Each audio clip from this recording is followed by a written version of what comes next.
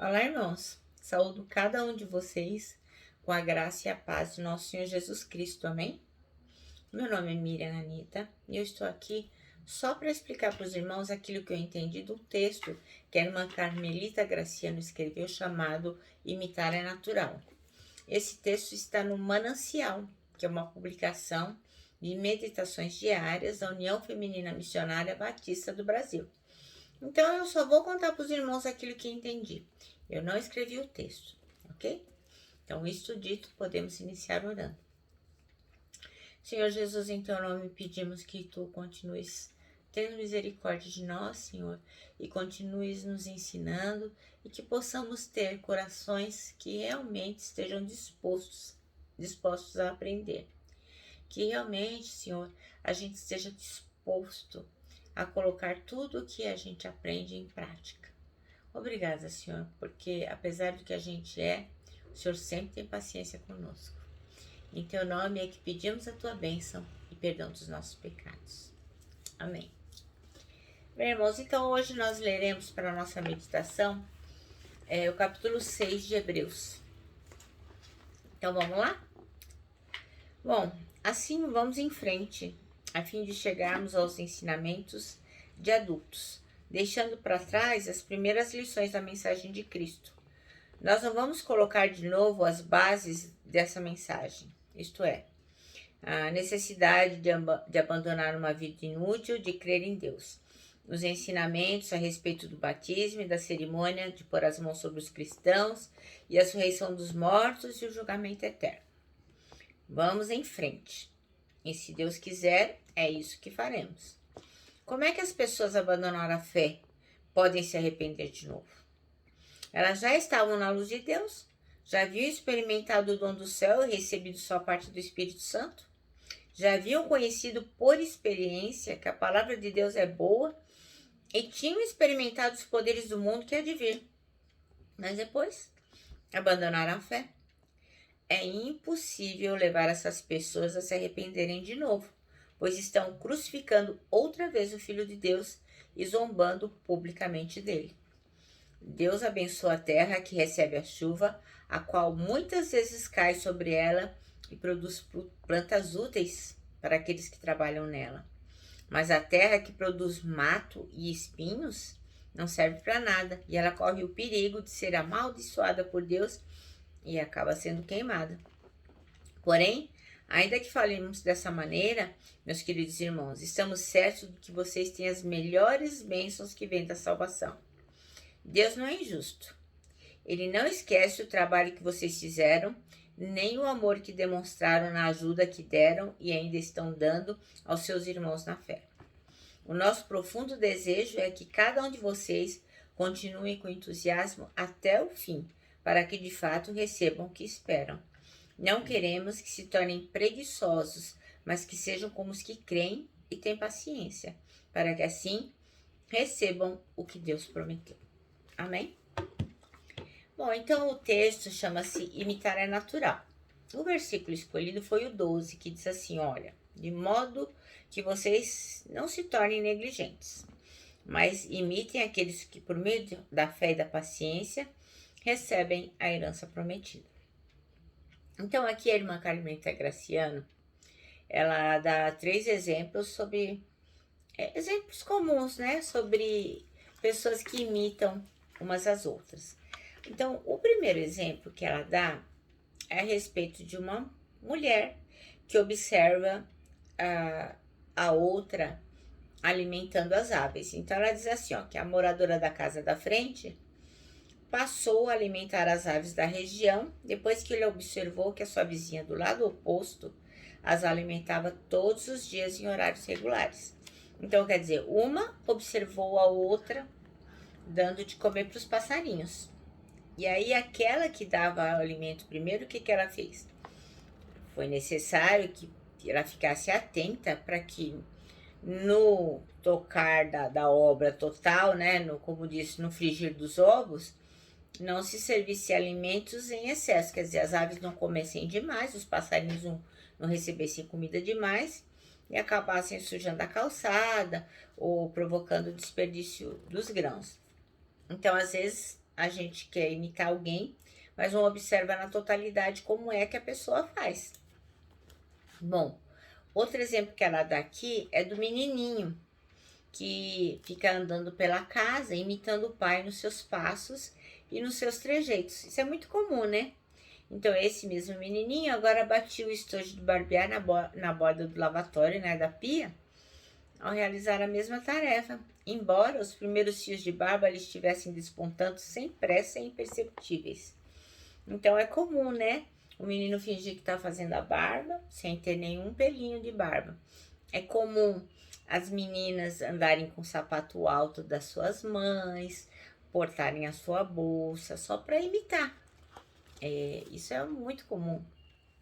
Então, outro exemplo que ela dá é que o fiel imitava o seu pastor, quer dizer, tinha uma pessoa na igreja que imitava o pastor usando gravata e sempre fazendo os mesmos gestos que o pastor, conclamando os outros ao arrependimento e que falava publicamente.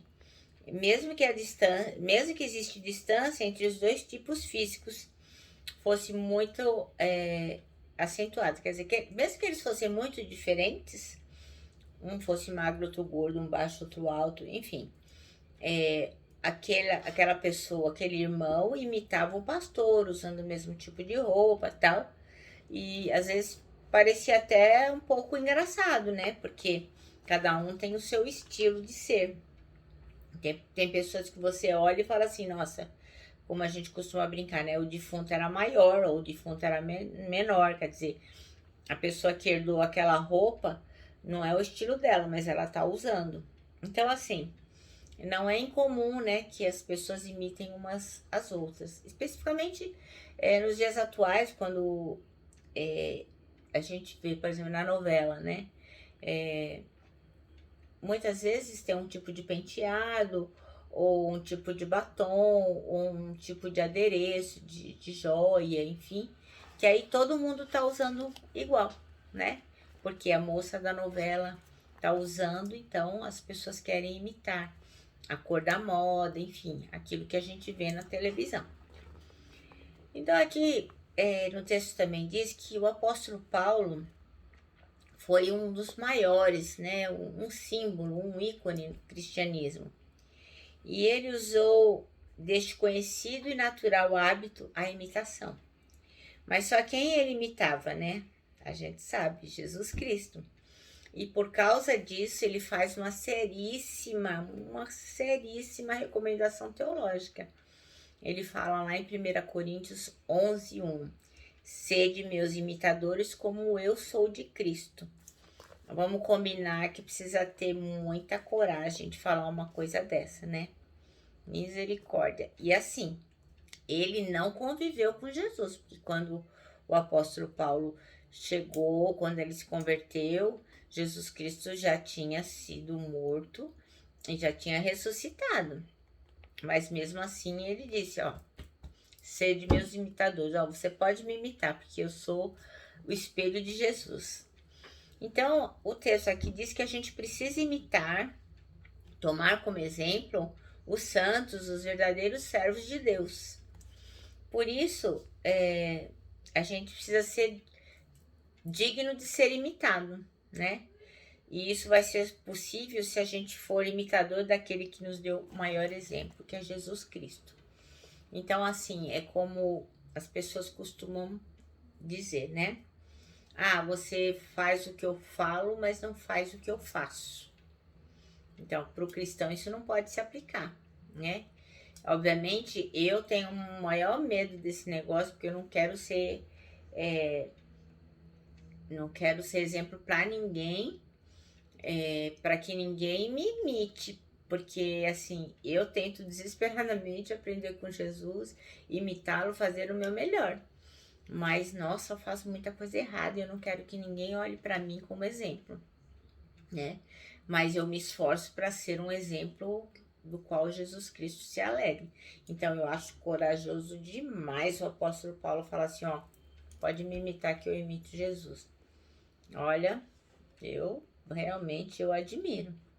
Então, mas o que o texto diz aqui é que a gente tem que ser pessoas dignas de serem imitadas, né? Para que os outros não se decepcionem com a gente. Porque quando a gente fala que é cristão, nós temos que viver uma vida que realmente indique que somos cristãos. Porque senão nós vamos envergonhar a Jesus Cristo. E isso é muito terrível. E além do mais, a Bíblia fala, né, que nós vamos ter que dar conta daquilo que nós fizermos por meio do corpo, por meio do que falamos, né?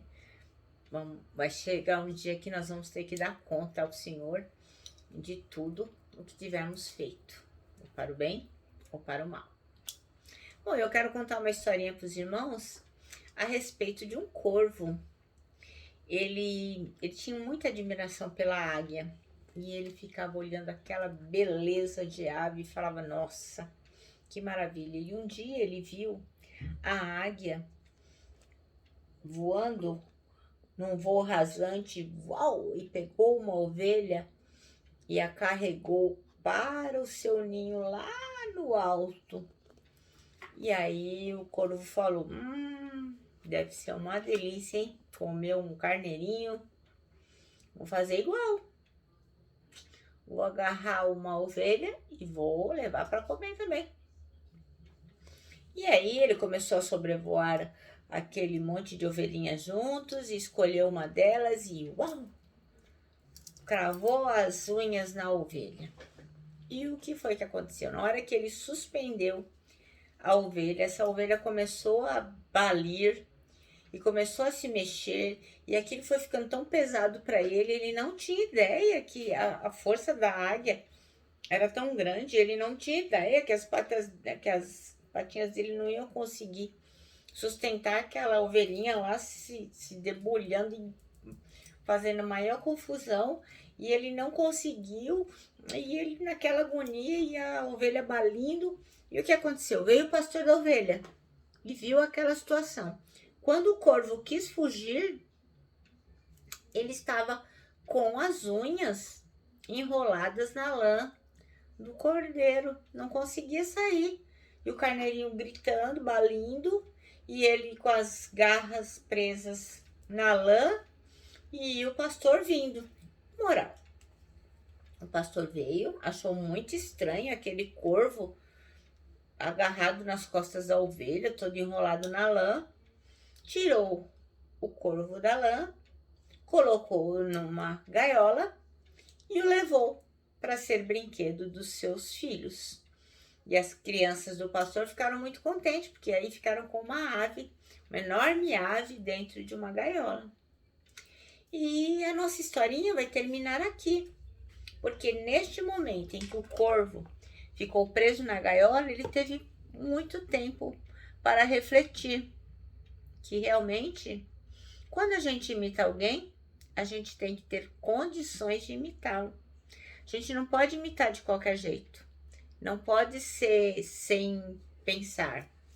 Nós temos que ter condições de imitar alguém. Então, a águia era um animal que sabia o que estava fazendo e tinha condições físicas para fazê-lo. O corvo não. O corvo sequer ele se autoavaliou. Ele só quis imitar a águia. Então, é isso que nós temos que pensar. Quando nós vamos imitar alguém, nós temos condições de imitá-lo?